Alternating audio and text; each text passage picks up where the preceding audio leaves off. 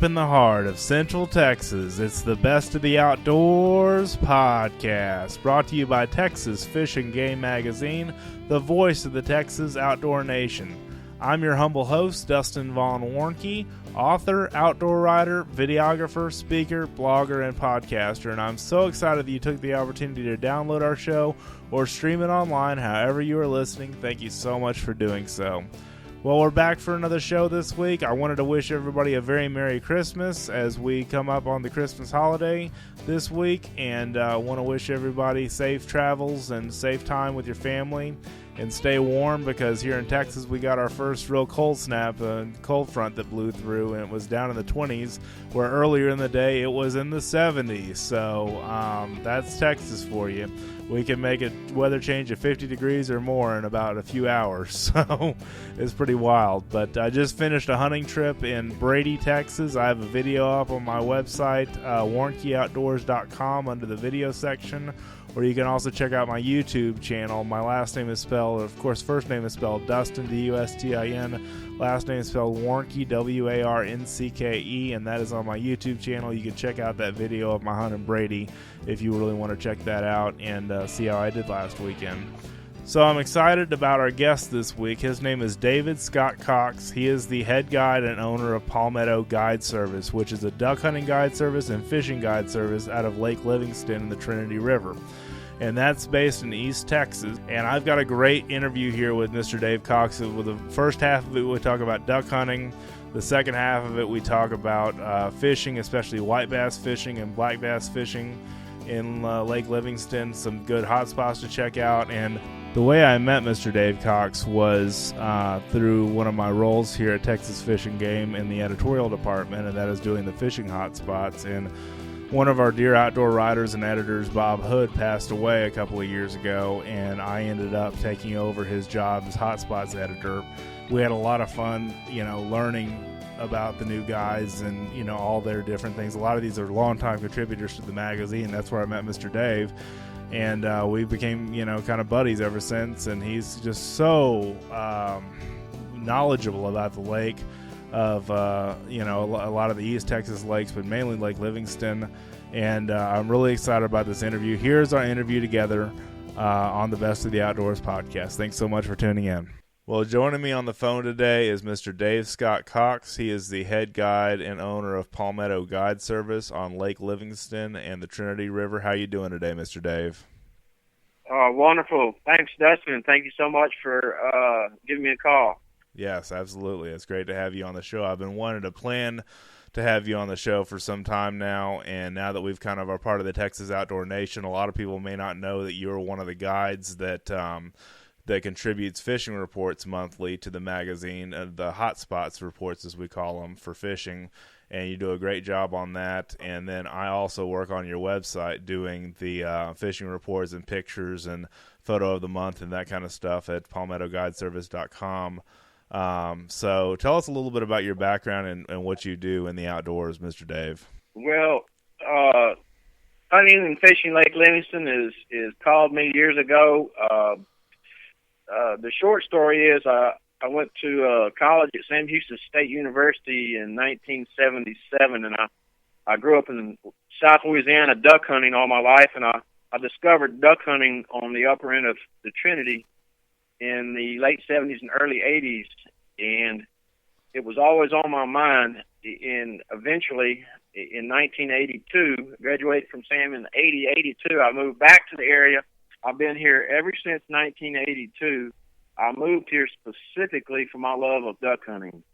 Wow. And, yeah, it's puddle ducks, mallards, wood ducks, gadwall, timber-type hunts, just something that I never really saw in South Louisiana. And I have not missed a season duck hunting here since 1982. Wow. And puddle ducks is something, I'm not a duck hunter yet. I want to go with you one day, and you and I have talked about this, but I've never heard the term puddle ducks. Can you explain that a little more? Is that more of a group or a family of ducks, duck species? Well, yeah, I mean, it's just a term to differentiate the different type of ducks that are out there. Puddle ducks are more in the family of your mallards. I see. And then diving ducks are more in the family of redhead and stalk and that sort of ducks. And duck hunting 101, when it gets down to blowing a mallard call and decoying ducks, puddle ducks, to me is where it's at. Okay. So that's your main species, group that you're targeting there.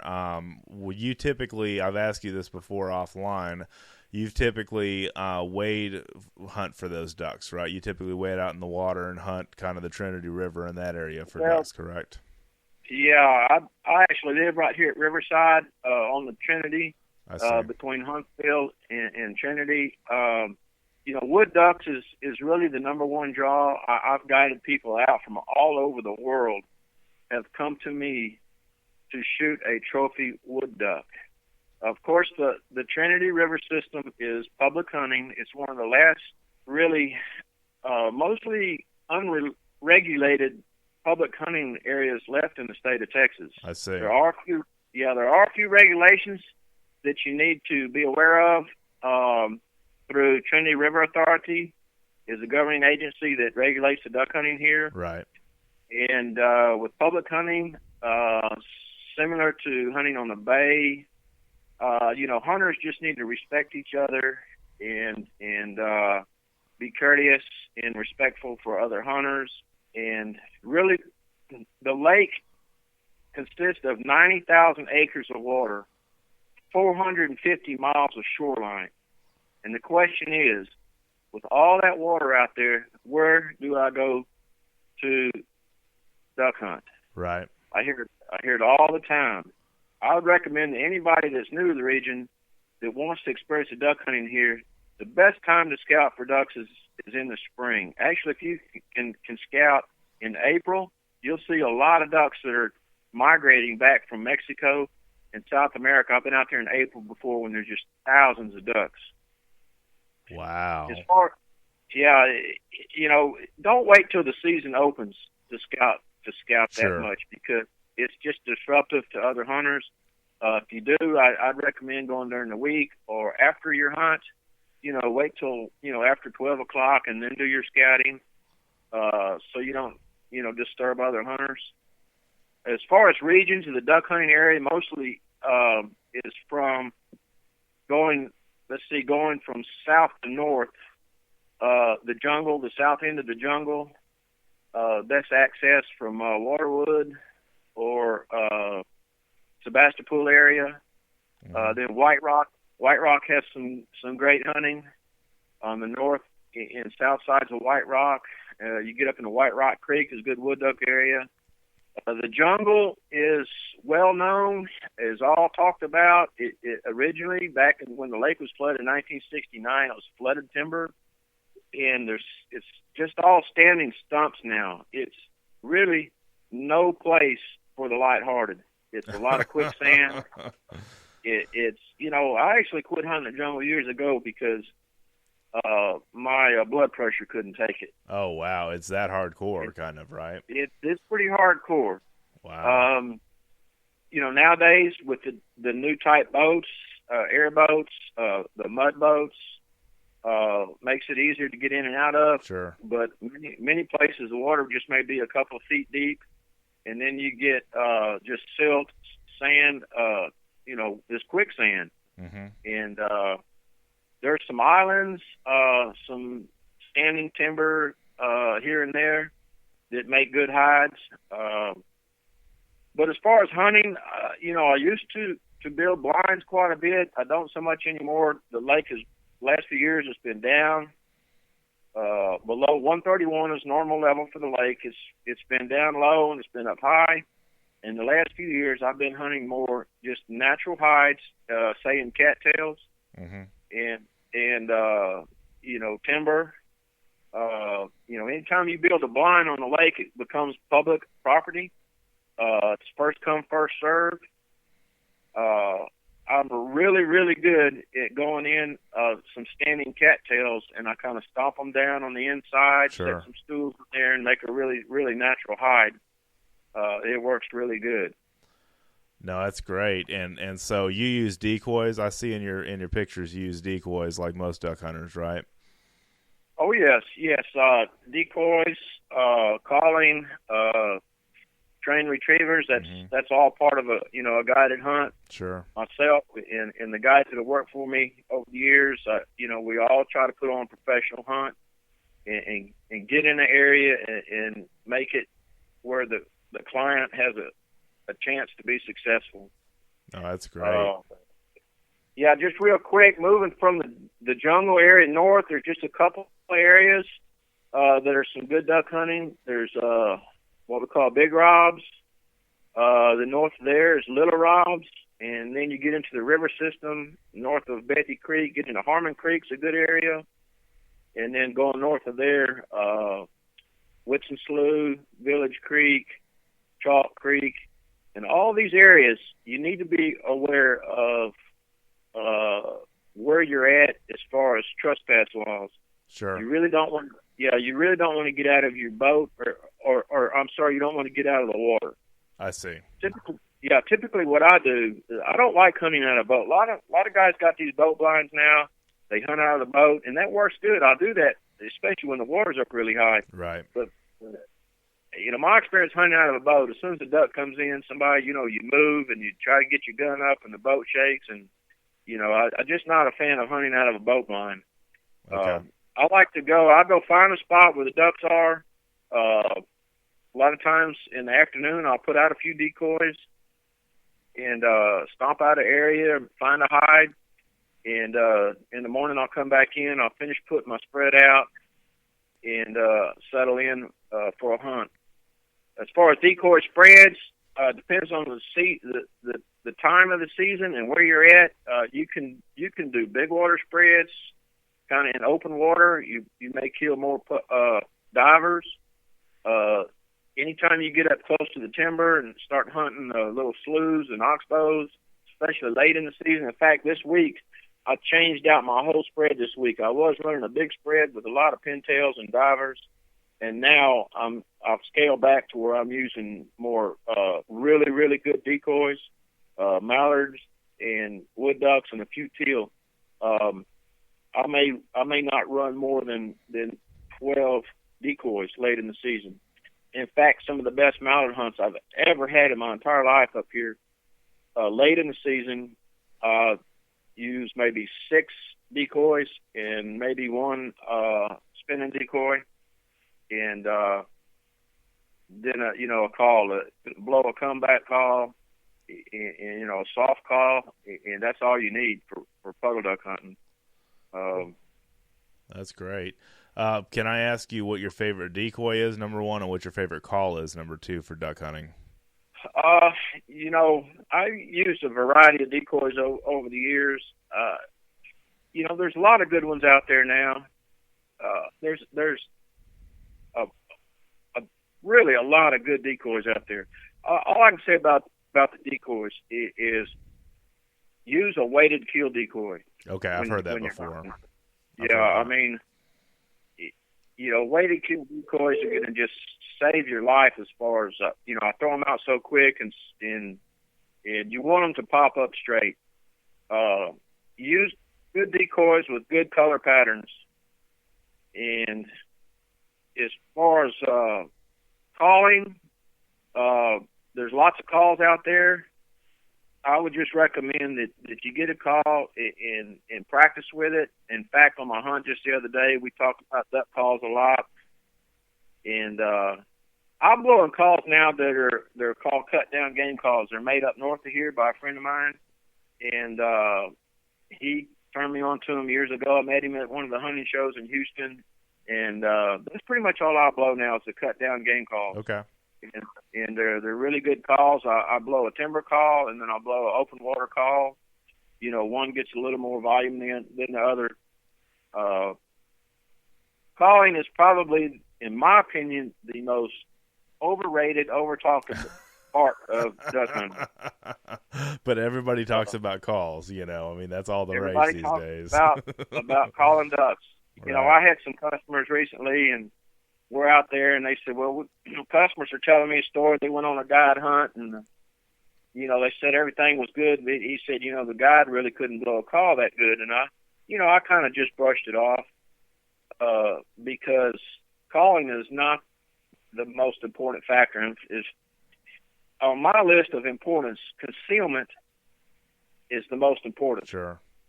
Being where the birds are is important. Yes. Or being where the birds want to be. But if you're not concealed, you're going to blow the whole deal. And, you know, you're better off just put your call away or don't bring it. I have decoyed ducks with a call. It's awesome when it works. You know, you hit a little comeback call and they turn their heads, lock their wings and drop. It's just a beautiful sight to see. Right. And, you know, talk about duck hunting as an art form. I truly believe that. And I truly believe I'm an artist when it comes to duck hunting, because I can put the ducks in front of you, in the LZ in front of you. And that's what I do. I've done it so much. I've practiced so much over the years. You know, when I put the ducks in the LZ in front of you, then I feel like I've done my job. Right, and the rest is up to the person that's holding the gun, right? I comment on that. You know, shooting capabilities is probably behind concealment. Shooting capabilities is the second most important factor in successful duck hunting. Okay. If you don't hit the duck, you're not going to get the duck. Now I have learned that I shoot a pretty quick backup shot. Mm-hmm.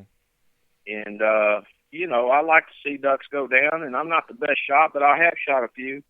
I have a lot of customers that have had successful hunts that their shooting capabilities were good, but they often go home saying, "Well, we would have had more ducks if I could have hit them." That's just part of it. Sure.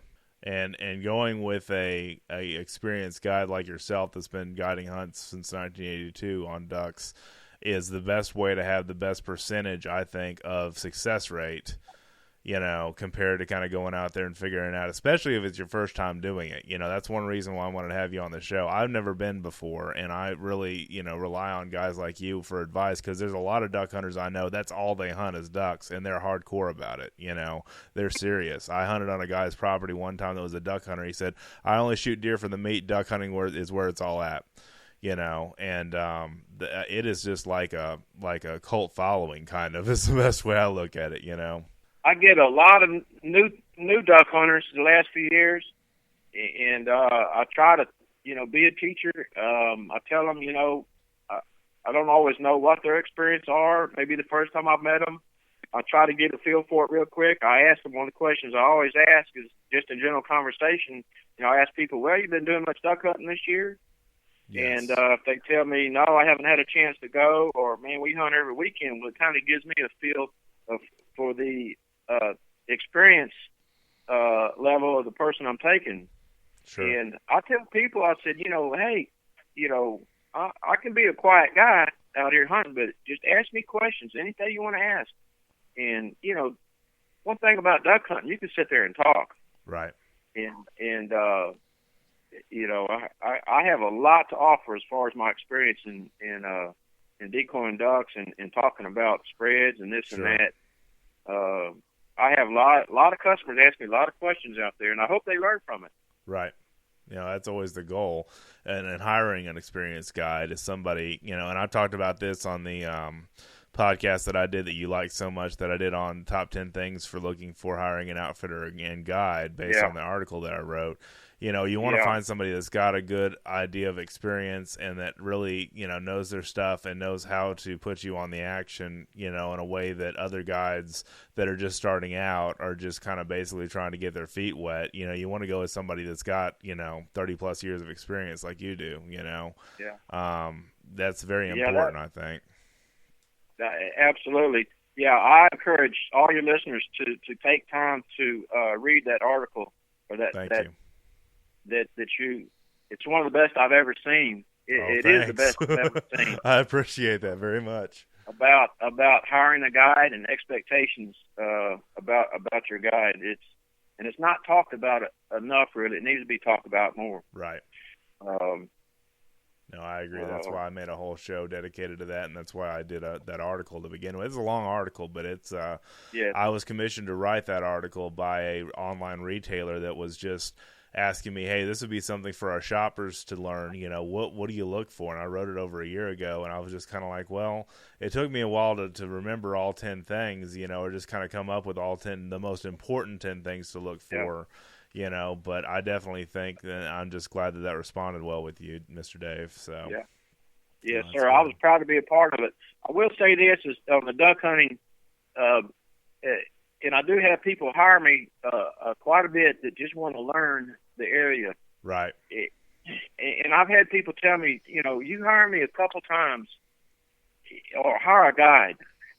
Just if you're new to duck hunting, hire a guide, and it will be so good for you as a new duck hunter to learn. You'll be far ahead of the process of learning by going with a professional. Right, I agree.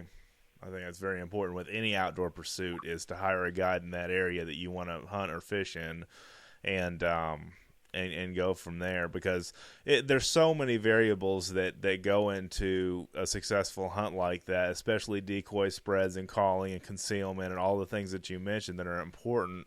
You know, that's why I wanted to start out with duck hunting, because that's what's going on. That's like the hottest thing going on right now with waterfowl hunters, you know, is in Texas, is duck hunting. And then after that comes the snow goose. Is that right? After this duck season? Well, snow goose season runs with the duck season. I see. Okay, I'm sorry. And it's you know, I think when we've talked, I don't guide as many snow goose hunts until later in the season. Right. But there's been lots of birds coming down now. I've been hearing them every night come over. I heard some this morning. Mm-hmm. I've got some leased properties that I guide snow goose hunts on. In fact, one of my property owners just called me last week and told me that there was lots of snow goose. That's in the Eagle Lake area that they got lots of birds now. So, and you know, I try to, over the years, when the duck season closes, we have the conservation snow goose season. So that really gives me a way to work or to make a living from the time duck season closes till it warms up a little bit and the fishing gets good. Yeah, the fishing gets hot again, right? So yeah, I guide waterfowl hunts for ducks earlier in the season mostly, and then goose hunts late in the season, and then I start my fishing trips usually in February. Do you still have some availability for duck hunts the rest of this year? Or are you pretty booked up right now?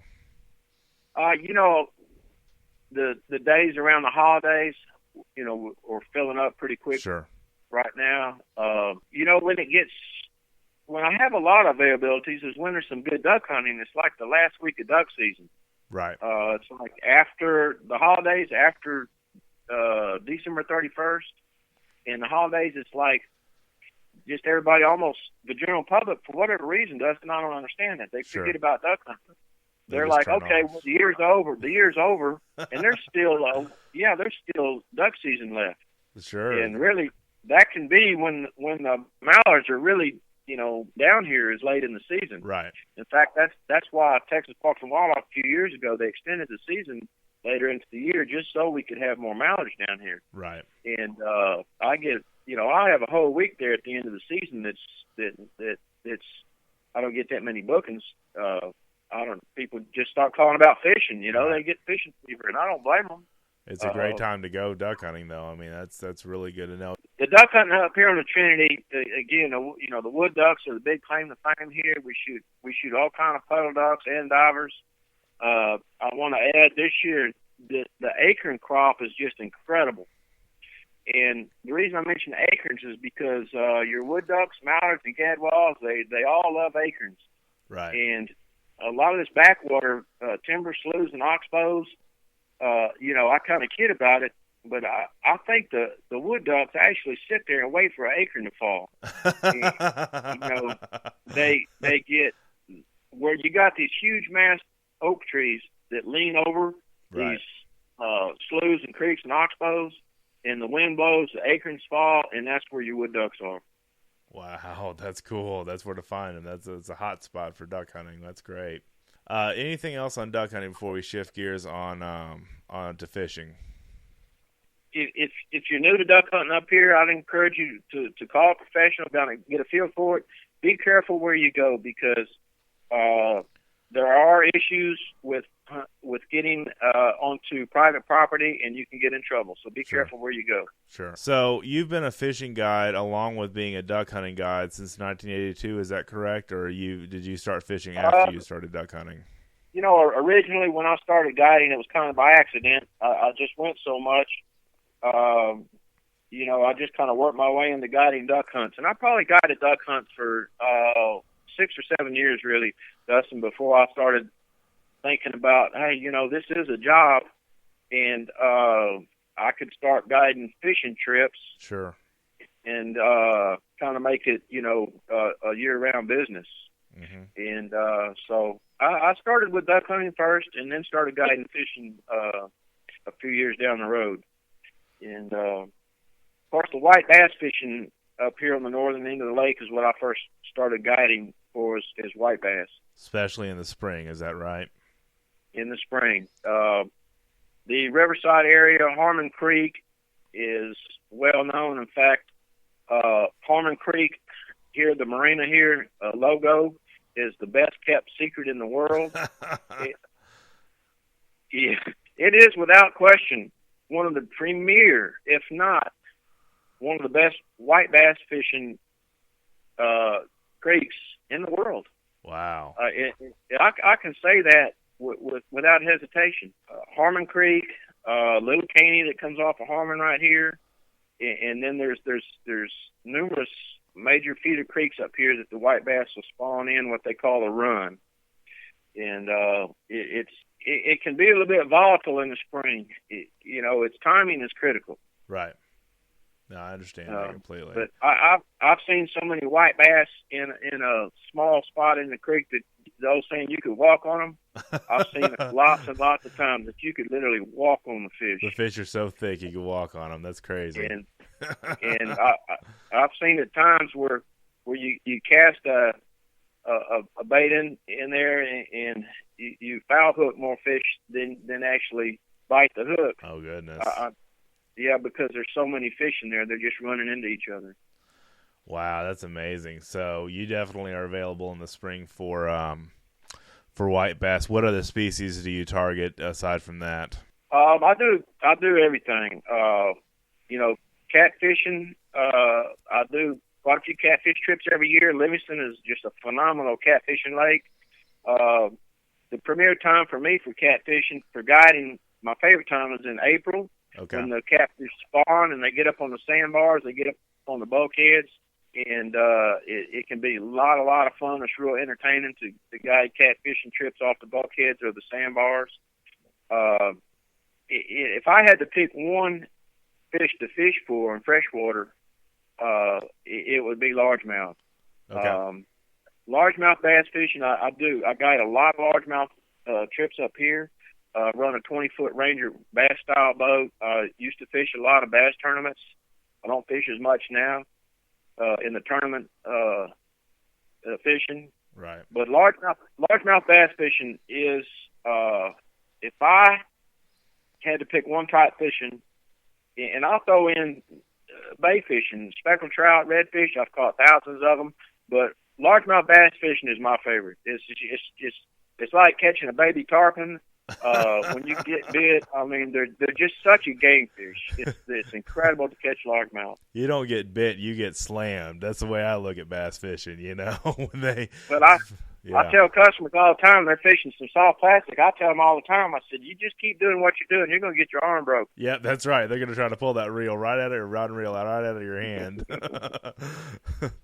Yeah, Yeah, that's great. I've got a friend on Lake Belton that fishes Lake Belton and Lake Georgetown a lot, and he's strictly bass fisherman and catch and release, and he'll throw a worm or something like that, or he'll throw a swim jig out there, and he says for smallmouth, when he finds a smallmouth, they darn near grab the rod out of his hand. They fight so hard, and I know you've experienced that too. We catch a few smallmouths on Livingston, but not very many. Mostly largemouth. But just to touch on some things on your white bass fishing, I think will be helpful. On the run. Everybody talks about the run. Well, there is some truth to the white bass run, and it's the time to be there. And it can really get heated up anywhere from mid-January or early January through March. So that's a lot of time in there, but some things you got to look for because Texas weather is so volatile. Oh, yes, it is. In January, February, it can be, freezing cold.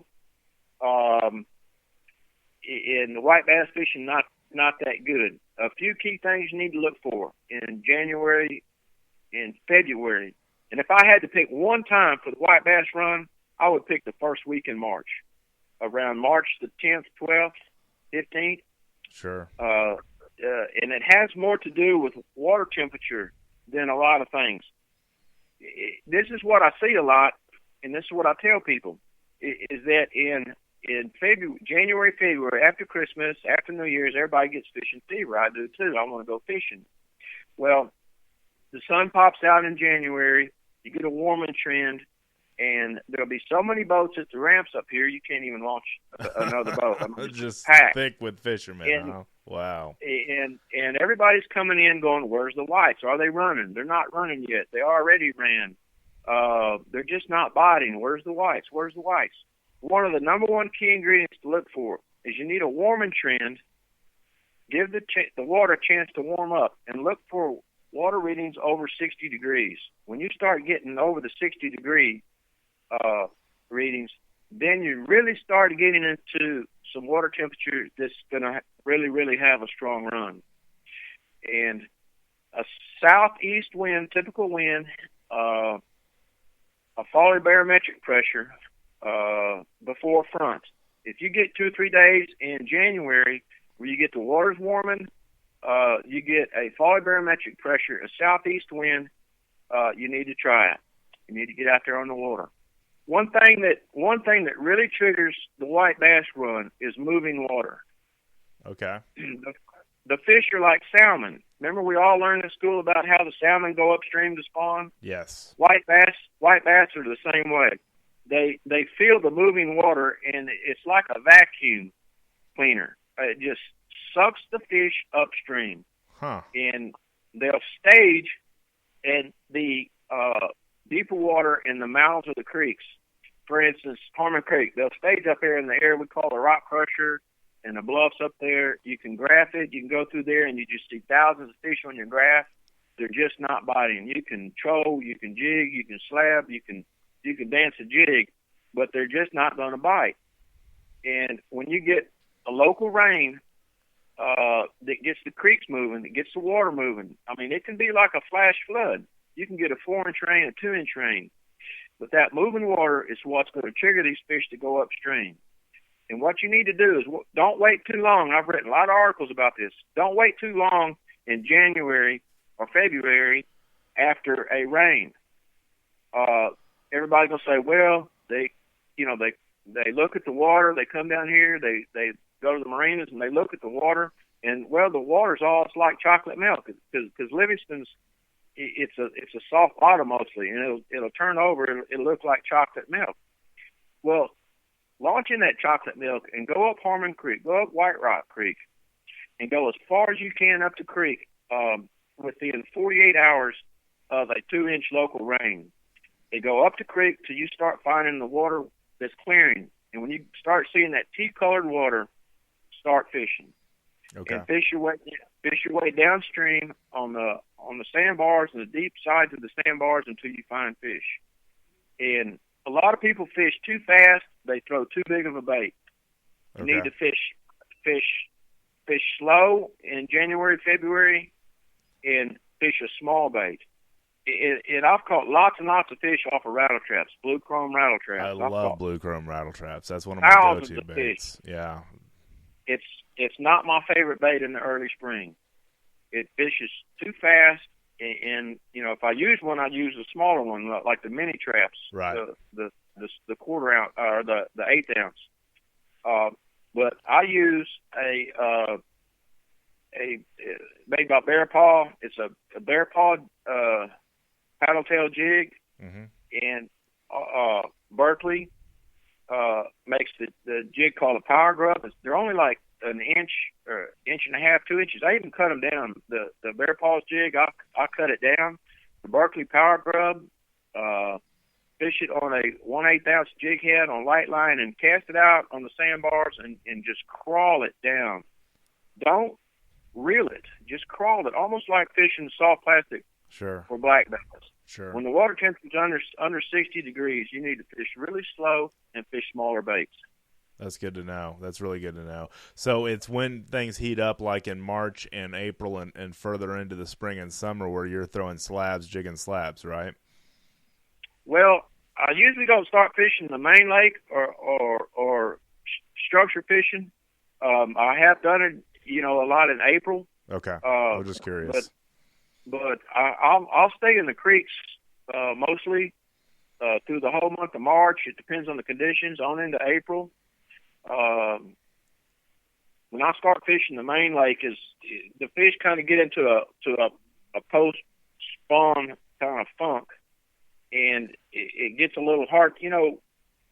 Everybody wants to fish in April, and I do too. But a lot of times the first week in April, because I can look at my books, I just know a lot of times the first week in April, the first 2 weeks in April can be a struggle for me to catch white bass. Really? Okay. I mean, we may go from catching, limits in mid-March to struggling in April. And around mid-March, that time of area in there is when the females are typically really full of eggs. When they drop their eggs, that's when you can catch your trophy fish, lots of big fish. Sure. in early mid-March, and that's when I would be. If I had to pick one day, people ask me one weekend, get 1 week in a year to come fish for white bass on Livingston, I would say go to Harmon Creek or Beat Eyes Creek or White Rock Creek the first 10 days in March. And once they drop their eggs, they get a little harder to catch. And let me throw this in about the spawn and the run. Sure. These fish don't all spawn on one day. Okay. And I've read articles, I've read forums and this and that, and really no disrespect, but these fish don't spawn at 2:30 in the morning on March the 1st with a full moon when the stars are lined up right. It's not an exact science to it. I catch spawning fish in December. Catch fish full of eggs. I mean, you catch white bass, crappie, black bass, anywhere from depending on the weather, mid-late December, all the way through February. And I tell people, sometimes they think I'm maybe not screwed together right, because I tell them, man, I'm catching fish full of eggs in January, last week in December. And, I mean, it is what it is. It doesn't seem practical. It doesn't seem, that it should be that way, but it's true. They don't all spawn on the same day. Right. They're not on the same calendar. But I just want to throw that in because I get asked that question a lot. What day do they spawn? When do they spawn? And, sometimes I tell people answers just so I try not to sound dumb. Right. Because they want to hear a good, intelligent answer. So I try to tell a good, intelligent answer.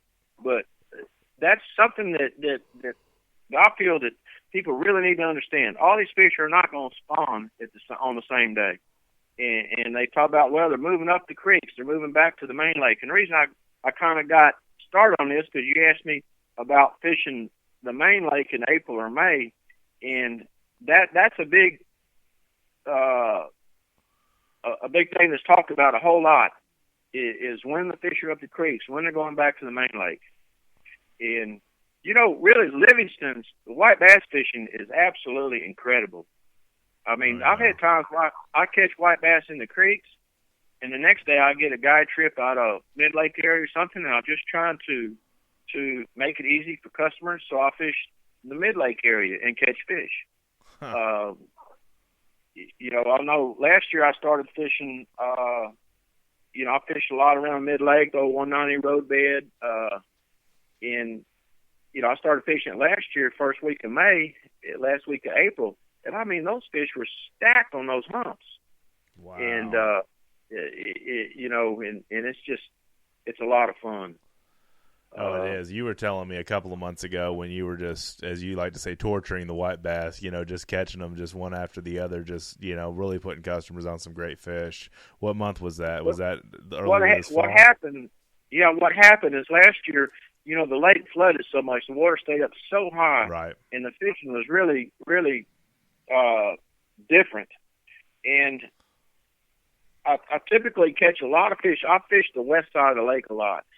And I typically catch a lot of fish over there in May and June. And a lot of times I'll quit fishing that area around the July 4th weekend. It just gets too hot and the fish move. What happened this year is all that whole area, because the river channel runs kind of down the west side of the lake right there. And that west side of the lake stayed muddy and off color, because Livingston is really volatile and it muddies up real easy. And so the east side of the lake, in Kickapoo Creek area, Pinwall Bay area, will stay clear a lot of times. So I was fishing more over there. Well, one day I had a guide trip over there, and this was in August, when I never fished the west side of the lake in August. Right. And I had a trip over there in Pinwall, and we struggled a little bit. It wasn't as good as what I wanted to do, and so I said, look, I got to go to work. I think I had a half-a-day trip, and customers went in, and I said, look, I got to go find some fish. I had a trip the next day, and so I just drove all the way across the lake over there where I normally fish in May and June, and the water had cleared out. It had been muddy all year. The water had just started turning green over there, and there was shad everywhere on the grass. There was fish everywhere on the grass, and I fished there the entire month of August and caught limits of fish every day. Whoa. Catching the fish under the birds, catching them on jigging slabs. Typically, I fish a jigging slab off structure anywhere from 10 to 15 foot. When the white bass push shad up on those humps, and you get right on top of them with a jigging slab, I mean, it's a lot of fun, catch a lot of fish.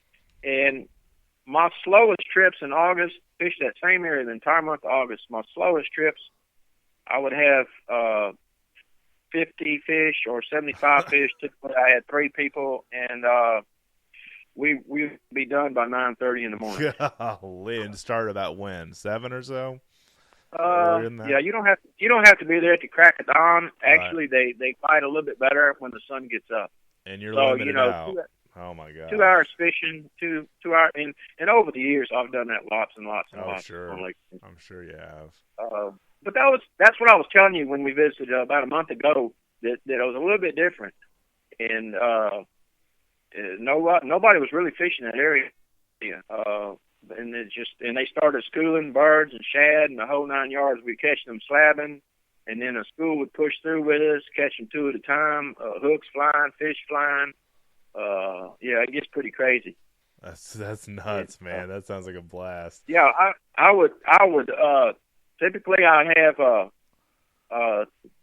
2 customers, sometimes 3 or 4, and we would come in, and I have a system, and I generally keep a gentleman that works for me at the ramp, and he'll set up a fish cleaning system, table, generator, and I clean the fish and have them bagged and tagged, and everybody on their way home before 11 o'clock. Oh my goodness.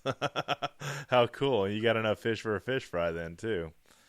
So Yeah, I've made a lot of mistakes in my career, and I try to learn by my mistakes. sure. Well, there's a guy hired me several years ago out of Waterwood, and they had rented a house there, and they had his whole family there for a week. And he said, Dave, I want you to take my different family members. I'm going to hire you for 3 straight days. And he said, on the 4th day, we're going to have a family fish fry. And I said, yeah, I got the picture. I'm your guy. I can help you with it. And so he had I just asked him for a deposit for the 1 day up front, and he was going to pay for 3 days. Well, the first day I took some of his family members out. There was 4 of them in the boat, and we were back at Waterwood at their house by 11 o'clock, and we had 4 limits of white bass. Oh my goodness. We had 100 fish, and plus we had 2 or 3 stripers. So we had over 100 fish, and I cleaned the fish for them and bagged them and tagged them, and I said, well, just have your people meet me at the same place in the morning. He said, Dave, he said, that's more fish than we ever need for our fish fry. He said, I really don't see any reason to use you for the next couple of days. And I just got tickled at that because that was sure. I fished my way out of work is what I did. Yeah, exactly. But I was cool with story. That's yeah, awesome. I was cool with it. They had their family fish fry, but I caught so many fish I was out of a job. That's a great story. That's wonderful. Wow. I also wanted to touch on before we run out of time on this show about Lake Raven and your black bass or largemouth bass trips as well, just so we can kind of cover that. Yeah, I was. Thanks, Dustin, because I love fishing Lake Raven. I fished it back when I was going to Sam Houston here back in the 70s. It's just an incredible bass fishery, and it's in the top 10. I don't remember the exact specifics right now, but it is managed by Texas Parks and Wildlife. It's got your Florida strain bass in it. It's in Share Lunker program, and it's a clear water lake, and I just love fishing for largemouth there. I do a few guide trips there every year. Actually back in the 80s, I guided there quite a bit for black bass, and it's kind of just really hadn't been the talk as much. But it's real common to go in there, especially in the spring and the spawn. You can sight cast largemouth, right? And I did a couple trips there this year, and fortunately, every time I went, there is a couple pictures on my website. People holding 6-7 pound bass that came out of Raven. That's what I was going to mention, because you've pulled some incredible, or your clients have pulled some incredible fish out of that lake, and you can see those on your Lake Livingston website. I'll put that in the show notes, and the Lake Raven website I built for you. The sad thing to me about Raven this year is the state. The water lilies and hyacinth was just getting out of hand, and that really made for some. It had a problem with hydrilla too. Sure. And it made for some great bass fishing, but eventually it was just choking the lake off. And the state went in there and with a management program, did away with a lot of the vegetation, the water hyacinths and the hydrilla, and it really, really made bass fishing this year a little harder there. There's less cover, right? Is that why? There's less cover? You could go almost in that lake and throw buzz baits in the morning. Oh man, I fished Charlie's worms. Uh-huh. They make a topwater frog, and we had so much fun. We had days 2 years ago in the spring. It was real common to get 15 to 25 blow ups a morning on that Charlie's frog. And I mentioned black bass fishing is my favorite of all times. It's heart-stopping type fishing. Oh, yeah. Especially when a big old bass hits that topwater lure like that frog. It just makes exciting. your blood It's really exciting. Yeah, and Livingston is the most underrated black bass fishing lake in the state of Texas. I mean, the black bass fishing on Livingston is good. Just all you got to do is just follow some of the tournament circuits that come here. Sure. I mean, it takes 5 fish, 15 pounds to win the tournament on Livingston quite often. Mm-hmm. And in fact, one of the last tournament circuits I fished, my partner and I, a team tournament, we weighed in 21 pounds in March and got third place. Oh goodness! And but I love the black bass fishing, and I'm hoping that some of the vegetation will come back on Raven. I absolutely love fishing that lake. Sure. No, that's great. And it's great that you guide trips there. I built you a website for just Lake Raven fishing that people can check out. And I will, for all of our listeners, I will put all the notes to all of Mr. Dave Cox's websites in the show notes so you can check them out, visit them, and give him a call. So that's great. Well, I appreciate you so much, Dusty. You're an awesome gentleman and a great outdoorsman. And I thank you for taking the time to call me and get involved in your program. No, I appreciate it. How do people get a hold of you, Mr. Dave? Of course, my website. I got a lot of things going on. Give me a call anytime at 936-291-9602. I don't answer my phone a lot in the mornings because I'm in the field with customers. Right. But I leave a message. I'll call you back. I love to talk to anybody about hunting and fishing up here anytime. Dustin, actually, you saved my website. It's a long story, but I have a extensive website. I've been told that it's more than necessary. I think too much sometimes, but I have an extensive website. I get a lot of compliments over it, and I had built up this website over the years, and I kind of was struggling with it. And I've been told it's old technology, but Dustin, you came in and you fixed my website all up for me and updated it. It's incredible. I love for anybody to go to www.palmettoguideservice.com and check out my website. I keep a pretty current fish report. I think I'm doing it bi-weekly or maybe monthly now. Monthly, I think, yeah.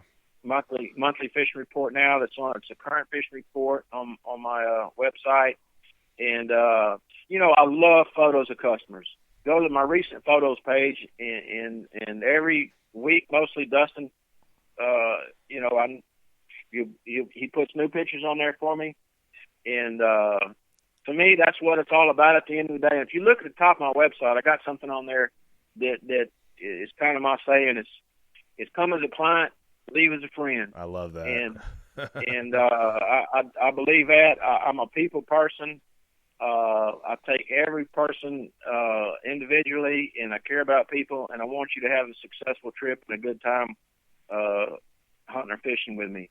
And that's great. Yeah, come as a client, leave as a friend. I think that's a great slogan. And one of the other things that I wanted to mention too is in your fishing reports, you also cover duck hunting within season, typically, of how your duck hunts are going, what areas, that kind of stuff, what you're shooting most of. And I think that's very valuable for duck hunters, not just fishermen, to read your reports.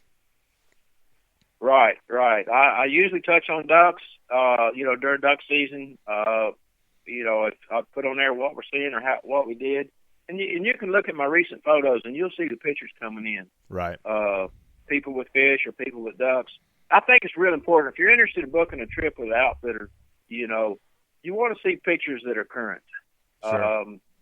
And you can go to each one of my splash pages and see, like, my white bass page, and there's gobs and gobs of pictures on there from years past. But if you go to the recent photos, you get an idea of what's happening up to date. And I try to keep that updated, but the other thing is that I didn't want to cut you off, Mr. Dave. I was just saying that you can it's better to view that on a PC or a Mac because cell phones these days haven't caught up with flash technology, which is what that slideshow is built in. So there's some static photos you can see on your phone, but for the slideshow, you want to view it on your home PC or your desktop PC or your Mac. Yes, sir. Yes, sir. Well, I appreciate all you do, Dustin. Oh, thank you so much, and thanks so much for joining me on the show today. Thank you, sir. Well, that was a fun interview, like most of the interviews in the show are. They're always life-giving and not life-draining topics that we talk about on this show, just to keep everything lively and duck hunting is really all the rage right now, with it being duck season, and then fishing is going to pick up here in the next month or so, the next couple of months at least, with February being right around the corner, and then March being a big spawning season for a lot of fish. So great guy to give a call to if you want to have a East Texas fishing adventure or hunting adventure for sure. And I definitely highly recommend Dave Cox. In fact, he made the podcast that I did, the solo podcast that I did several shows ago about top 10 things to look for when hiring your next guide or outfitter, and that was a very popular show. And he definitely is one of the folks that I recommend for your outfitter or guide on your next trip. So anyway, that's some good times there. So if you have not had a chance to do so, please subscribe to the show. That's that way you can get the best of the outdoors every 2 weeks as we put out new shows. You don't have to wait for my Facebook post or my Twitter tweet or any other way that I kind of blast out this show when they release on Wednesday nights before the Thursday release. So there's definitely a lot of ways you can engage with us. Check out the Texas Fishing Game webpage. We have all of our podcasts that we've done as part of the Texas Outdoor Nation at fishgame.com under the podcast heading. And there'll be a little page, if you scroll down, there'll be a whole little section for podcasts that you can check out. And then also the bestoftheoutdoors.podbean.com is our podcast website that's hosted by Podbean. That has every part of the show that we've ever done, every podcast we've ever done, beginning with the first one on how to start an outdoor TV show. So we've come a long way since that first podcast, being all a mobile podcast, now with the official studio and everything. So but I'm really excited that you took the opportunity to join us and are checking out the show, and I'm just fired up that this thing keeps on growing the way that it is and keeps on doing great things. So definitely check out the show notes for Mr. Dave Cox's information, and then also be sure to subscribe to the magazine if you've not subscribed to Texas Fishing Game before. Lots of good content every month. January issue just arrived to my porch, and that's getting ready to get hit mailboxes later this month. And we're really excited about the future of the magazine. I just spoke with our digital publisher, Elliot Donnelly, here in the last couple of days, and he is doing some serious optimization to fishgame.com, which is our official Texas Fishing Game website, which has a lot of national news and local state news and those kind of things. So be sure to check out fishgame.com every day if you want to. We've always got new stuff going up on there. I write a lot of articles that I'm featured in up there. I just finished one on high fence hunting that got a lot of views and was kind of a controversial topic to tackle. I'm kind of on the force side for high fence hunting, so you can kind of read up on that kind of stuff. And just thanks so much for tuning in and listening. It means the world to me that we're connected and that I'm able to bring these shows to you every couple of weeks. And thank you so much again for reading, watching, listening, for everything. And have an awesome day in the outdoors.